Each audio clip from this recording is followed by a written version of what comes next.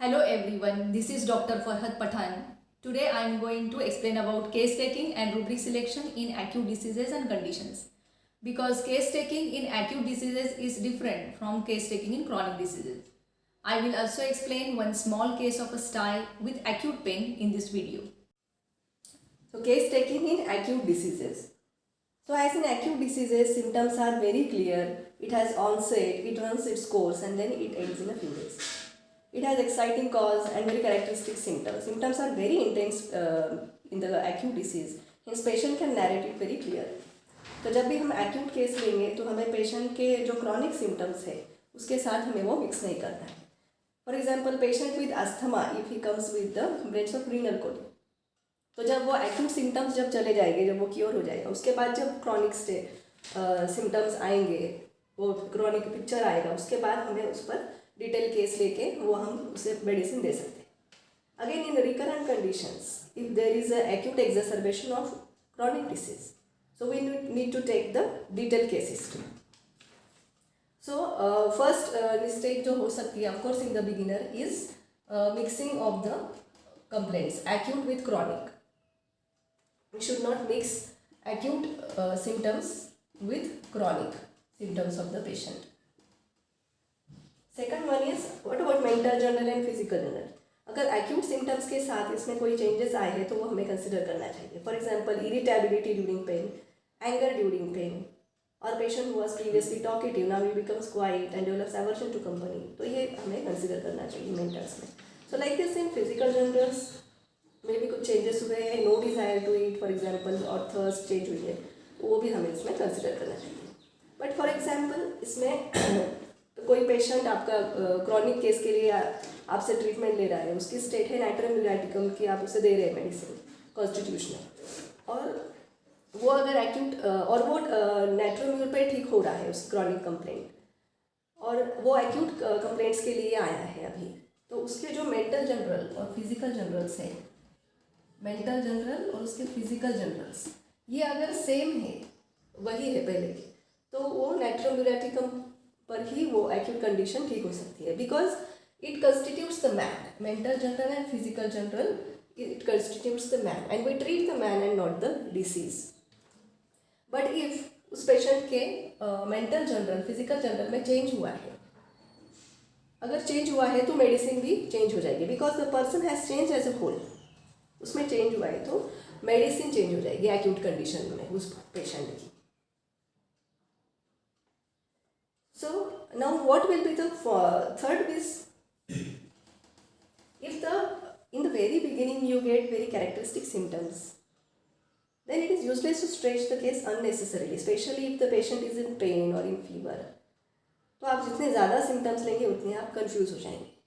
सो आपको बिगिनिंग में ही अगर 3-4 कैरेक्टरिस्टिक सिम्टम्स मिल रहे हैं तो आपको वो केस और ज़्यादा बहुत डीपली उसे में जाने की कोई ज़रूरत नहीं है. तो no stretching of the case.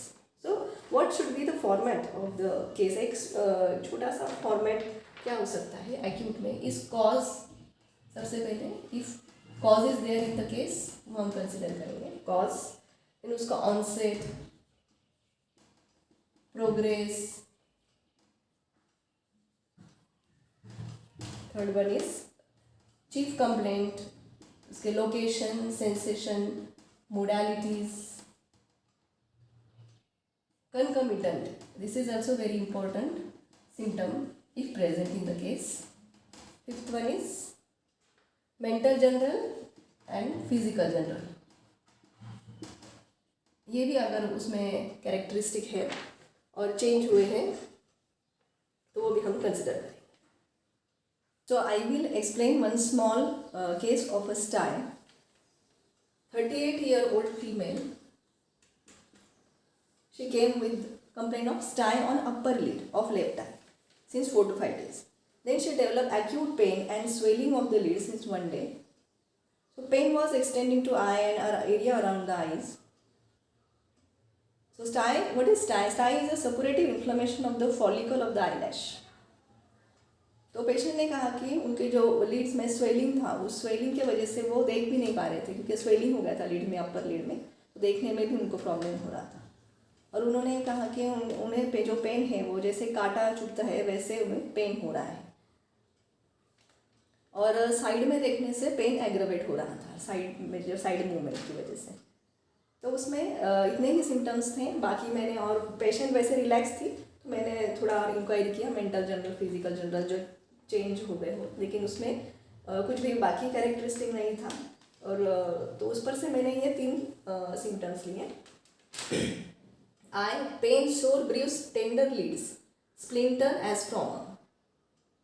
तो उसमें 3 मेडिसिन थे, मेडोराइनम, नाइट्रिक एसिड और टैरेंटुला। मेडोराइनम, नाइट्रिक एसिड और टैरेंटुला, तो ये सब 1 मार्क्स के लिए थे। देन सेकंड मैंने रुब्रिक लिया आई सोलन लीड्स अपर लीड्स। तो उसमें कुछ 10 to 12 रेमेडीज़ हैं, बट उसमें ये तीनों में से सिर्फ ऐसा हमें ये एलिमिनेटिंग सिम्टम भी ले सकते हैं, तो वो उस तरह से मैंने लिया। तो इसमें मेडोराइनम 2 मार्क्स के लिए थी, ये बाकी 2 मेडिसिन उसमें नहीं थे। Third one is pain eyes turning sideways. तो इसमें टैरेंटुला थी 1 मार्क्स के लिए और मेडोराइनम 2 मार्क्स के लिए।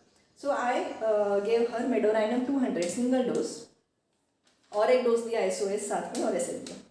Then after 1 week the patient came for the follow up and she told that कि उनका जो स्वेलिंग था और जो पेन था वो घर जाने तक, यानी आधे घंटे में ही उनका पेन और स्वेलिंग 50% कम हो गया था। उनको देखने में भी वो ठीक से देख पा रहे थे।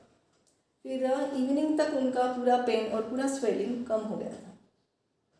और अभी जब वो आए थे तब उनका जो वो स्टाई था वो श्रिंक हो गया था और एक ब्लैकिश ओपनिंग वहाँ पर बन गया था।